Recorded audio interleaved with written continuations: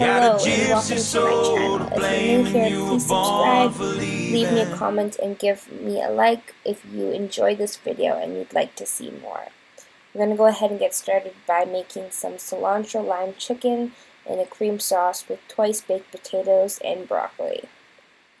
I'm going to go ahead and start by preheating my oven to 425 degrees. And then I'm going to go ahead and wash some potatoes. For every one potato you have, you'll get 2 servings.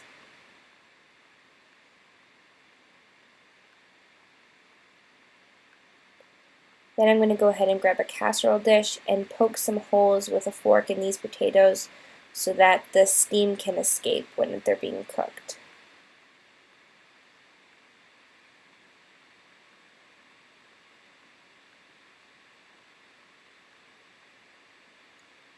Then I'm going to go ahead and put them in the oven. They should take anywhere from half an hour to 45 minutes.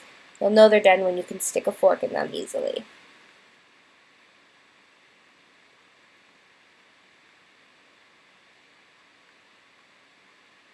You can then go ahead and take some sliced bacon, put that in a skillet, and cook that on medium-high heat, and you just want to render off the fat and cook it until it's nice and crispy. And go ahead and slice some green onions for your double-baked potatoes. The amount that you want really will vary on your own preference.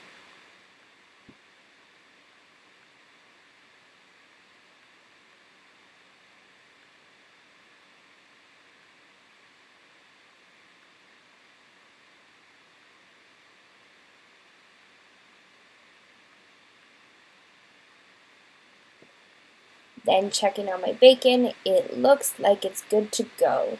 The fat is nice and rendered, it's crispy, it looks really great, and I think it should be good.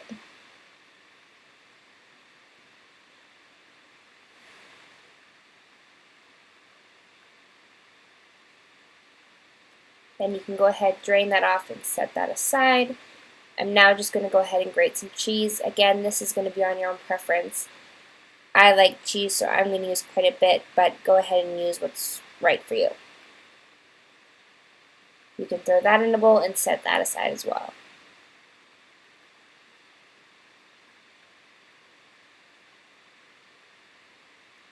Then getting started on the cilantro-lime cream sauce, I'm going to go ahead and roughly chop up some cilantro. I'll leave all the measurements I used in the description box below, so if you want to know how I did that, then go ahead and check there.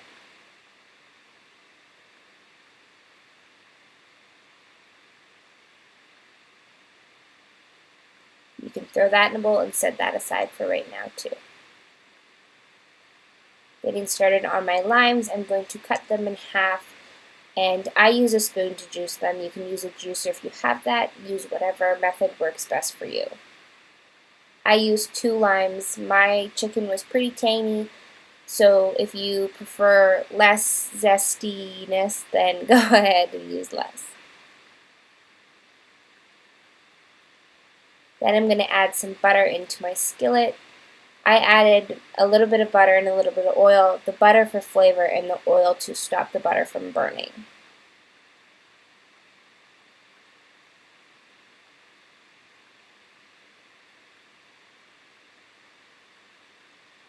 Once it's hot, you can go ahead and throw your chicken in there, and you want to brown that until it's nice and golden and caramelized on that side.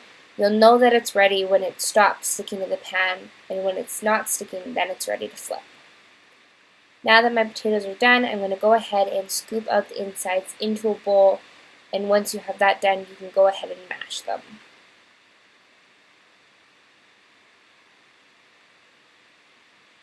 I added a little bit of butter and a little bit of sour cream.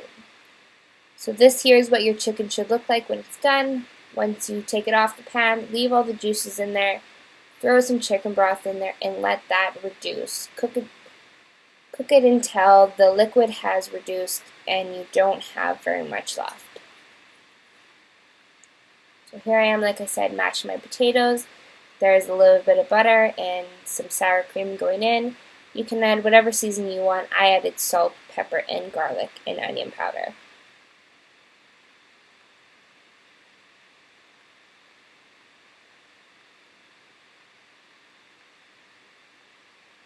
Then you can add in all your toppings. Throw in your bacon, throw in your cheese and your green onions, and give it a stir.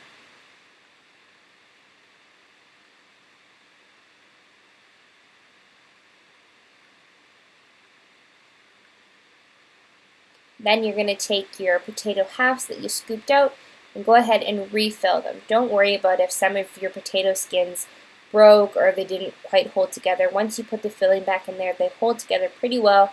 Just pack them in pretty tightly so that they stay more formed together.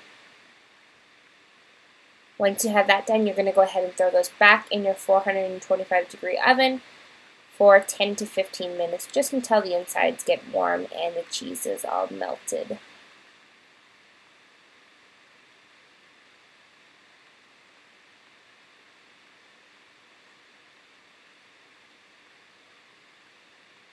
And here's what they should look like.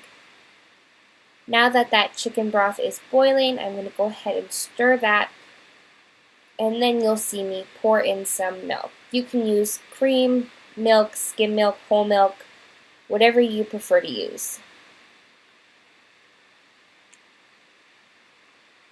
Using cream or full-fat milk will taste better, but using skim milk like I did will be better for you. Then go ahead and throw in your cilantro, add your lime juice, and give that a stir.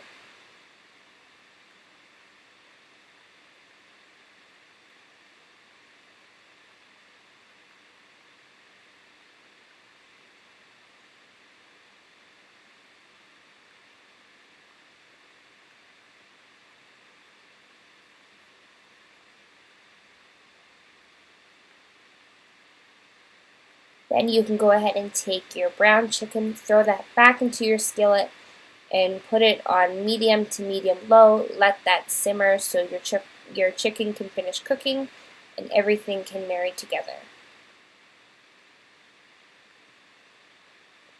Then you want to take a pot, fill it with about 1 inch or 2 of water, and then throw some fresh cut broccoli in there and let that steam.